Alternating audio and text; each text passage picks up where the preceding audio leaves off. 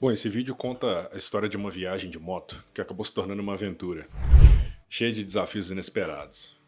Mas além disso, essa aventura me inspirou a dar corpo a um projeto que está no papel já há algum tempo e eu acho que pode ajudar a melhorar o mundo e a vida das pessoas. Eu não imaginava nada disso quando eu resolvi viajar. Acompanha comigo as transformações pessoais e os desafios que uma simples viagem de moto podem te apresentar.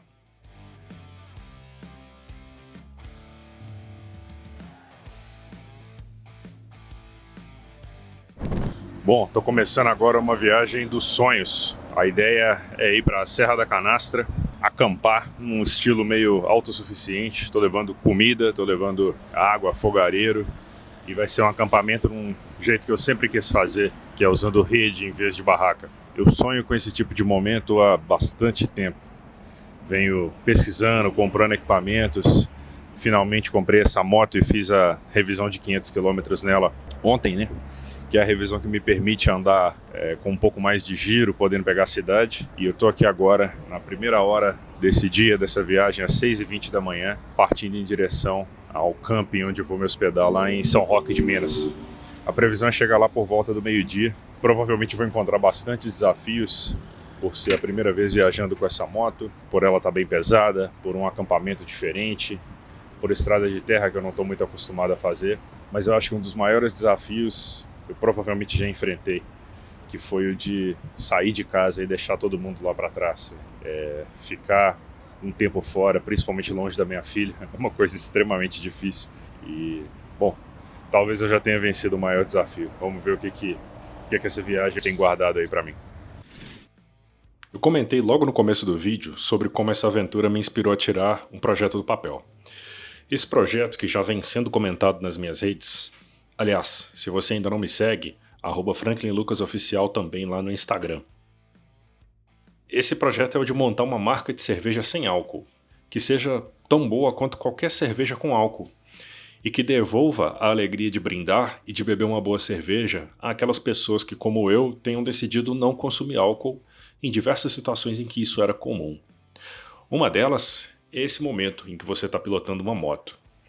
Na época da viagem, esse projeto ele ainda era um segredo, e o meu primeiro local de parada era um spoiler do que ainda estava por vir.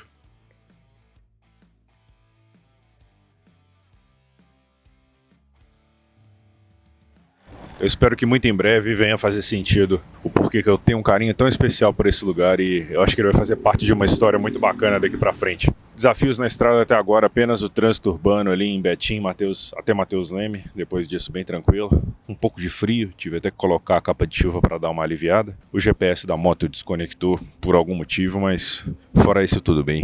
Foi bem legal até agora conseguir pilotar um pouco em pé e apoiar minhas costas aqui nessas malas. E é isso, vamos que vamos. Esse local onde eu parei é um dos maiores pontos de encontro de motociclistas da região da Grande Belo Horizonte. Já já você vai entender por que ele é importante para o projeto, mas eu viajei alguns bons quilômetros e fui logo surpreendido pelo primeiro desafio da viagem.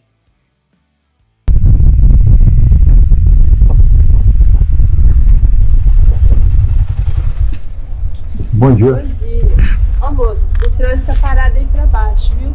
Aconteceu um acidente, aí tá parado. Entendi.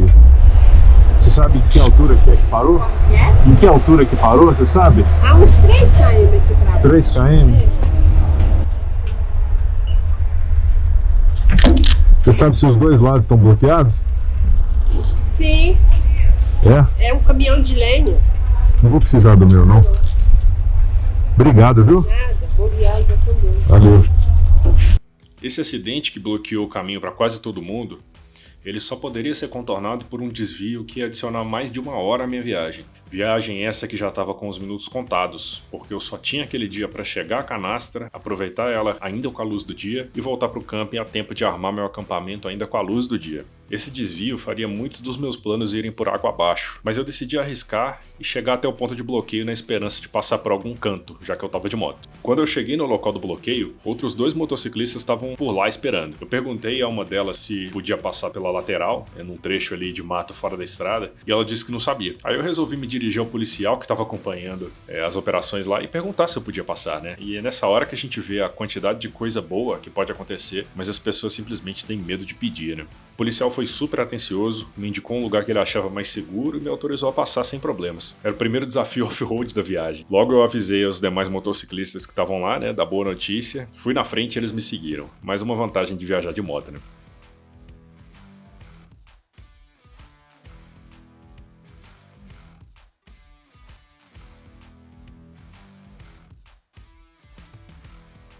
E aí, como vocês estão vendo aí, eu tô de novo colocando roupa de frio, né? Viajar de moto é assim, faz frio, faz calor, põe roupa, tira roupa, faz parte. E na verdade é uma das melhores partes. Isso te conecta com o ambiente de uma maneira que o carro nunca consegue fazer.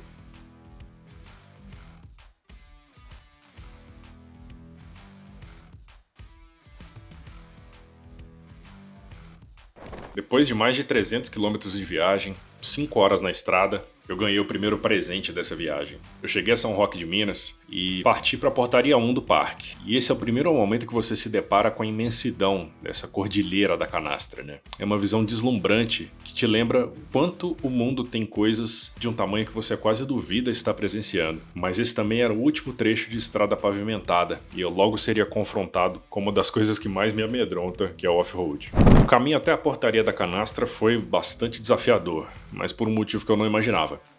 A estrada está em obras e o estado da via ainda está pior do que quando ela era só de terra. O solo afofado pelas máquinas e os pós cimentícios depositados fizeram com que os trechos em obras tivessem muito menos aderência e estabilidade do que eu imaginava. E isso me deixou receoso sobre o que eu ia encontrar dentro do parque. E para piorar, tive mais um imprevisto que já a gente vai descobrir.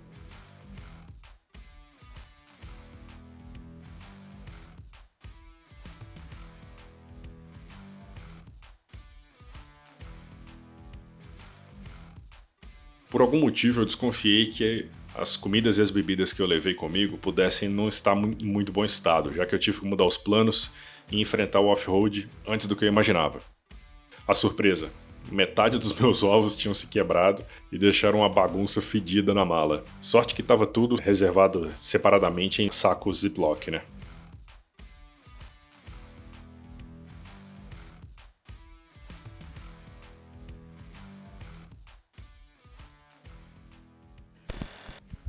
E eu acabo de chegar aqui na portaria 1 da Serra da Canastra.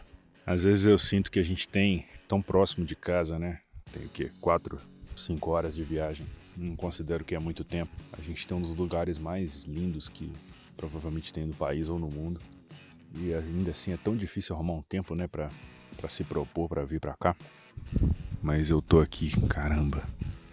Aqui é a portaria 1 do Parque Nacional da Serra da Canastra. Acabei de fazer o meu credenciamento, dar os meus dados aqui, e o guia me explicou que tem 2 passeios aqui. O mais próximo é o que eu queria fazer, a nascente do Rio São Francisco. Tem um significado muito especial para mim, inclusive. E tem também o Curral de Pedra. Eu pretendo fazer esses 2 passeios aqui agora, antes de ir pro camping. Mas a chegada até aqui foi bem dura.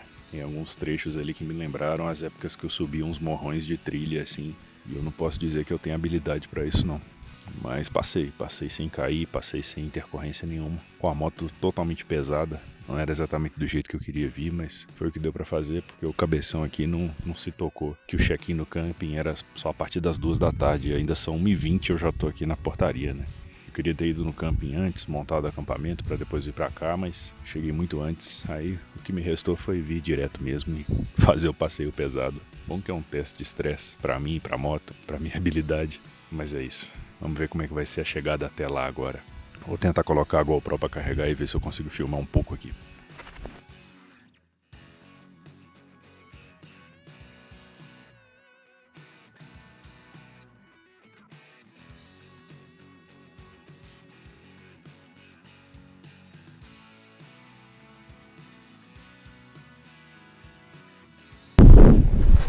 Boa tarde. Boa tarde. Beleza?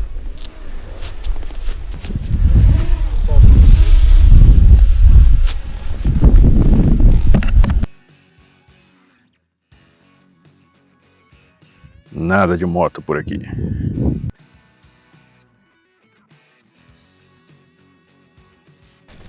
Meu pai, Ronildo, que provavelmente vai assistir esse vídeo, morou uma boa parte da infância em São Francisco, Minas Gerais, às margens do Rio São Francisco. Tanto ele quanto a família têm um carinho pelo rio, pelos peixes que ele produz, pelo transporte que ele provém e também pelo santo, São Francisco. E tem até uma história engraçada que o meu pai, ele me chama de Chico. Eu nunca tive muitos apelidos, raramente ele pegou para mim, mas tá aí São Francisco. E Chico é uma das formas carinhosas pelas quais meu pai me chama.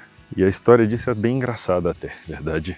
O avô do meu pai chamava todos os netos de Chico. Ele tinha um monte de neto, ele não lembrava o nome deles direito. E aí quando ia chamar qualquer um, chamava de Chico. E esse é um dos motivos pelos quais o Rio São Francisco é tão emblemático para mim. E agora eu tô aqui, na nascente histórica do Rio São Francisco. Um dos rios mais importantes do nosso país, né?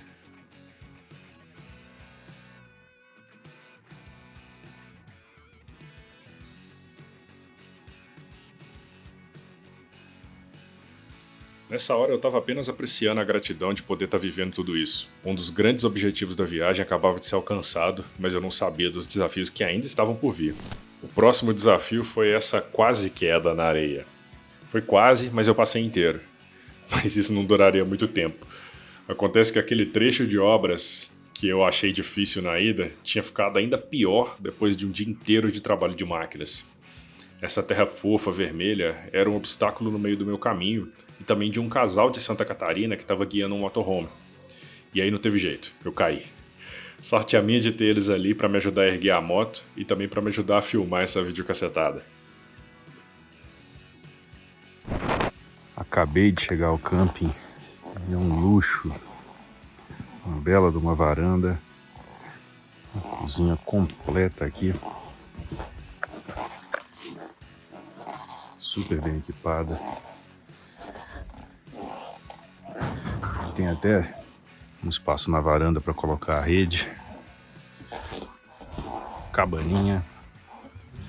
E essa vista maravilhosa do parque. Eu me hospedei no Camping Carcará e fui extremamente bem recebido pelos donos de lá. Eles têm uma história de vida super interessante, né? Esse casal de aventureiros, eles tinham carreiras corporativas em São Paulo, mas resolveram se organizar para tirar um período sabático e viajar pela Europa. Eles contam que começaram se hospedando em hotéis, mas depois experimentaram hostels, campings e aventuras mais extremas. Sorte a minha ter eles lá para me orientar sobre a cagada que eu estava prestes a fazer. Como você ainda não terminou de montar, eu tenho a impressão que naquele corredor está mais protegido de vento, viu? É mesmo? Porque tem a encosta, tem a parede, aqui está aberto. Você tá fazendo um funil de vento aqui. Você consegue, assim, não tem espaço? Ali isso está muito melhor. Aqui, nesse corredor, não está tendo vento nenhum. É verdade. Ele é bem... Ele tem a árvore aqui, ó. Sob a orientação deles, eu mudei meu acampamento de lugar. Mas voltando à história dos dois, eles se apaixonaram por campings e hostels porque eles perceberam duas coisas. Primeiro, esses eram lugares que as pessoas já estavam abertas a socializar, ao invés de ficar cada um no seu mundinho como é em hotéis tradicionais. E o segundo ponto é que eram lugares que, se você chegasse tarde da noite, com fome e despreparado, geralmente esses lugares têm um pequeno armário com alimentos deixados lá pelos hóspedes anteriores. Costumam ser compras de padaria ou coisas que foram cozidas por lá e que não faz sentido levar embora na mochila. Isso gera um apoio para o dia da chegada, que você retribui deixando um pouco da sua própria comida para trás. Bom, acampamento montado, era hora de testar minha nova panelinha e meu fogareiro. Mas o que eu não imaginava era o tanto que essa carne estaria gostosa. Eu nunca tinha experimentado com tanta intensidade o efeito da justificação do esforço. É aquele efeito que faz com que coisas simples gerem resultados excepcionais devido ao sacrifício ou ao esforço em obtê-las. Com exceção de pouquíssimas coisas, tudo que vocês estão vendo aí, fui eu mesmo que levei comigo. Desde os pratos, a tábua de corte, a carne, a Coca-Cola. Só complementei comprando um queijo canastra lá em São Roque e usei o sal do camping. Fora isso, tudo, absolutamente tudo, foi levado comigo na moto. E foi um golaço. Eu também levei comigo 2 latas de uma cerveja sem álcool que é bem legal, a roleta russa Easy IPA. Essa cerveja é bem competente, bem melhor do que Heineken e Corona Zero, e por ser sem álcool já começa a materializar aquela minha visão de ter uma boa cerveja que entrega tudo menos a embriaguez.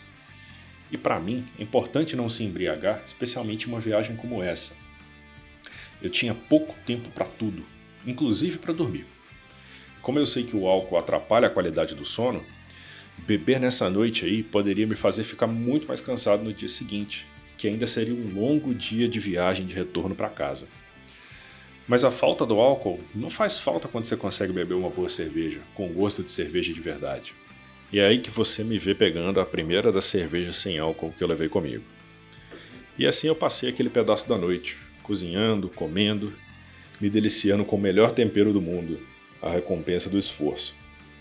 Nessa hora já estava bem frio, fazia perto ali dos 12 graus, e a noite prometia mínimas na casa dos 10 graus. Esse lugar venta bastante, né, o que abaixa ainda mais a sensação térmica, mas meu acampamento funcionou muito bem. Eu tive uma noite fresca, que é justamente o clima que me faz dormir melhor.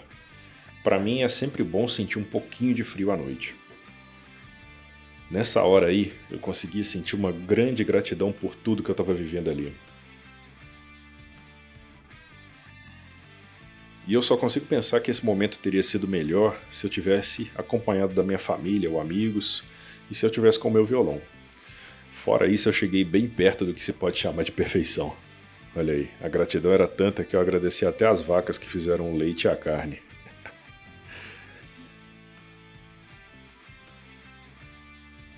Olha aí, voltando ao camping, a vista de lá é sensacional. Os donos brincam que eles compraram uma vista e de brinde levaram um terreno. O camping Carcará é super novo, foi montado por campistas de fato. A estrutura é super boa, tem várias cabines de banho e de sanitários e eu voltaria para lá com certeza. Bom, hora de voltar para a estrada e ali eu já ia enfrentar mais um desafio. O GPS da minha moto só funcionava se tivesse conectado à internet e ali eu estava totalmente sem sinal. Eu passei aí por essa bifurcação e me deu dúvida. Eu não sabia exatamente qual caminho seguir. E aí eu passei um tempo olhando para o mapa, escolhi um caminho e felizmente eu acertei.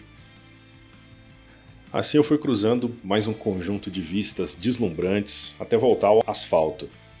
E ali à frente eu comecei a procurar por um lugar que o pessoal do camping me recomendou. Eu contei para eles do meu sonho de fundar uma marca de cerveja sem álcool, uma que tenha espírito aventureiro e de uma vida intensa, e não de uma marca que pega leve, né? Pelo contrário, uma marca viva. E tudo isso tem a ver com o motociclismo. Eles me disseram que ali na estrada tinha o Monumento Biker, que é aquela estátua envolta em plástico preto e branco que vocês veem ali à esquerda no vídeo. Eu tentei marcar esse lugar para poder voltar no futuro. Meu sonho é que lugares como esse daí se tornem pontos de venda da minha cerveja, onde as pessoas se reúnam para beber, celebrar e viver, mesmo que elas não queiram álcool naquele momento. E aí, será que eu vou conseguir?